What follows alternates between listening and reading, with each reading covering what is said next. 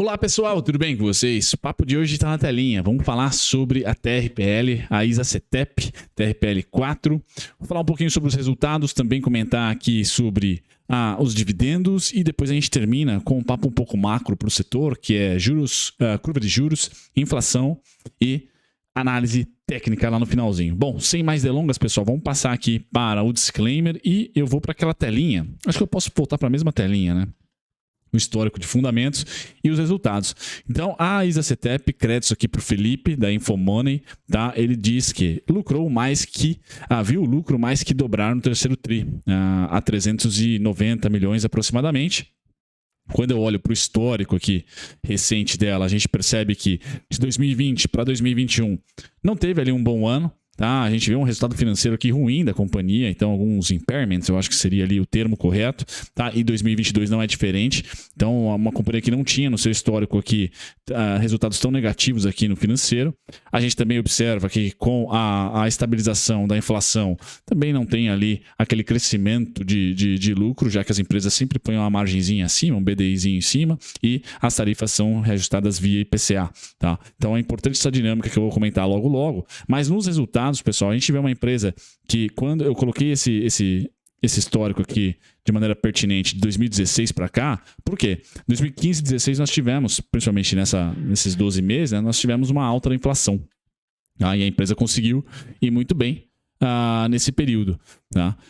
Depois nós tivemos aqui deflação 2017, 2018 e começou a se ter um pouquinho de inflação no final de 2019, mas é uma empresa que conseguiu ali 17 para 2019 crescer um pouquinho nos seus resultados, 2018 e 2019 estabilizou e 2020 e 2021 começou o processo inflacionário e de taxa de juros curtinha. Tá? Então a empresa, as dívidas ficaram mais baratas, tá? E a inflação foi subindo nesse período com uma taxa de juros muito baixa ainda, ela conseguiu lucrar muito bem, todo o setor foi muito bem. Aproveitou ali um corte de juros com razoável aumento de inflação se comparado com 2017, 18 e 19.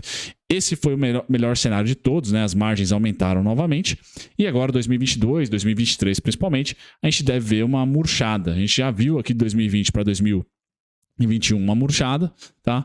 Agora a gente deve também continuar com esse tipo de fundamento mais reloginho, sem dúvida nenhuma, bons fundamentos, só que não de crescimento, né? Elas não têm mais aquele fator híbrido de ser uma empresa de crescimento de valor. Né? Hoje a VEG é uma empresa assim, continua sendo assim. Talvez a Klabin incorpore, as empresas de commodities estão assim desde que o macro foi bem favorável. Agora, para o setor de energia elétrica, vamos ficar de olho aqui. A alavancagem deve aumentar, porque a dívida agora está reprecificada, ficou mais cara, e a inflação está sendo cortada. Então, é o inverso do que aconteceu de 2018 para frente, tá? Está acontecendo agora em 2022, no final do ano, no segundo semestre, e deve continuar em 2023, que é o quê? Taxa de juros ainda muito alta e inflação caindo. O oposto do que aconteceu, por exemplo, em 2020, que o corte brusco da taxa de juros, 2017 e 2018, cortes paulatinos da taxa de juros e a inflação subindo. Então, inverteu o ciclo, pessoal. O ciclo de corte de juros e inflação subindo, positivo para as empresas de utilidade pública. O ciclo de juros estáveis, tá? E queda na inflação é ruim. Então, isso eu quero dizer para vocês, deve ser um setor que deve lateralizar por um bom tempo. Enquanto a bolsa lateralizou, eles subiram. A utilidade pública. Agora, a utilidade pública deve lateralizar, na minha opinião. Tá? Bom, outro papo que eu vou comentar aqui é um pouquinho sobre os dividendos, só para vocês terem um pouco de expectativa. Tá? Dividendo médio dos últimos 5 anos, pessoal, está em 1,88, porém, nós tivemos 2021, que foi abissal, né? Foram R$4 líquidos aqui. A fonte, vocês estão vendo aqui do scanner da bolsa, link na descrição. Tá? E 2021 foi muito abissal. Tá? Então, eu acho que uma média legal aí é entre 1,20 e 1,40. Né? Acho que dá para você ter essa média como mais interessante. Se a gente colocar, então, 1,20, vamos fazer uma continha de padeiro aqui, 1,20, aquele 6%, R$20 seria o preço teto. Hoje ela negocia a R$24,20. Então, tá caro, tá um pouquinho, mas não tão distante assim do seu preço teto. Tá? A dinâmica que eu comentei com vocês, pessoal, é a de juros estabilizado, já está estável na curva futura, na Selic, na economia real, 13,75 vai passar aí pelo menos uns 5 a 6 meses. Tá? Acho muito difícil o Roberto Campos conseguir cortar juros no primeiro trimestre do ano que vem, então estou sendo aqui agressivo, muito mais provável o segundo semestre do ano que vem algum tipo de corte de juros. Tá? Então, os juros deve ser estável, enquanto que a inflação está caindo. Tá? Ano que vem deve ter uma chiadeira bem grande dos estados, principalmente por causa do ICMS. Então, esse cara aqui é um monstrinho para o ano que vem? Pode ser. Tá? Mas para esse ano, não. Então, talvez, e o meu salário base, que o pós-eleição, estou falando com vocês no domingo, dia 30, pessoal, o pós-eleição deve ser positivo para as small caps, de maneira geral, porque os juros devem dar uma fechada na curva longa, certo? Mas a Selic não. Então tome cuidado, o setor pode ter um ricochete para cima, não muito para cima, mas ainda assim para cima. E depois, pessoal, 2023 deve vir, principalmente na conta dos estados, tá? Essa falta de arrecadação com o ICMS. Tá? E isso pode fazer medidas do governo que geram certa não estabilidade na inflação. E essa não estabilidade na inflação, tá, pode gerar ali uma nova virada para o setor, ou seja, o setor tomar bastante tendência de novo, caso a gente tenha um IPCA, por exemplo, subindo novamente, tá, os reajustes sendo para cima novamente. Então, assim, esse ano, pequeno solavanco pós eleição, porque é uma incerteza do mercado, então quando se torna certeza, assim como foi a PEC dos precatórios, PEC dos benefícios, a eleição também é um evento grande, o mercado teve certeza, dá aquela murchada de juros do curtíssimo prazo, como foi pós as PECs. Mas no médio prazo, esses juros não devem ceder, pessoal, o suficiente para fazer tendência no mercado de utilidade pública, por exemplo, pois nós temos incertezas em relação às contas públicas do ano que vem. Certo? Então, isso pode gerar inflação, mais os benefícios, mais o fiscal expansionista deve gerar inflação também lá na frente, pós-dezembro, tá? E aí, esse setor pode brilhar de novo, tá? Só não brilhará mais porque a Selic está nas alturas, tá? Então, o segundo semestre do ano que vem, realmente, eu acho que é caprichado aí para a utilidade pública. Quem sabe as empresas, a TRPL sendo uma delas, né, descansam até lá. É o meu cenário. Tá? O meu cenário para a TRPL é que ela ainda nos próximos 6 meses vai configurar ou vai fornecer para nós, né, grafistas, etc., mais uma queda de amarelo. Tá? Por enquanto eu estou projetando essa queda a partir daqui. Tá? Os alvos são lá nos 20,70, 21 e 41. Tá? Só que no curtíssimo prazo, como a Faria Lima está incerta sobre as eleições, tá? Ela lateralizou, certo? Assim como os juros. Mostrei para vocês o gráfico dos juros, pessoal, tá igualzinho o gráfico da Transmissão Paulista. É igualzinho o gráfico da Transmissão Paulista. O juros está aqui, ó. É uma queda, certo? Uma queda e uma estabilização. Bum, estabilização. O que aconteceu com a Transmissão Paulista?